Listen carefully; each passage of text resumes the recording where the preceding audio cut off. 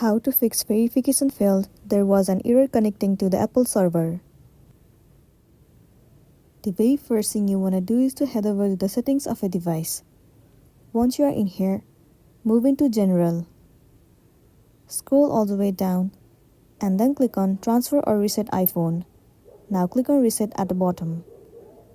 Here what you want to do is tap on Reset Network Settings and then move into the on-screen process. Once you have reset the network, now what you want to do is go back to your previous page. You have to make sure that you are connected to stable Wi-Fi. If not, you can turn on your mobile data and use it. Once it has been done, now the next thing you want to do is go back to your settings.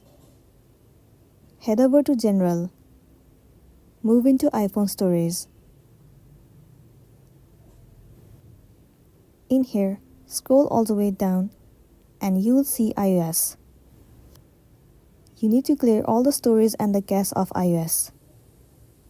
Once that's been done, you will be good to go. So that's all for today, and this is simply how you can fix verification failed. There was an error connecting to the Apple server. Make sure to smash the like button and consider subscribing if you found this video helpful. We'll see you in the next one.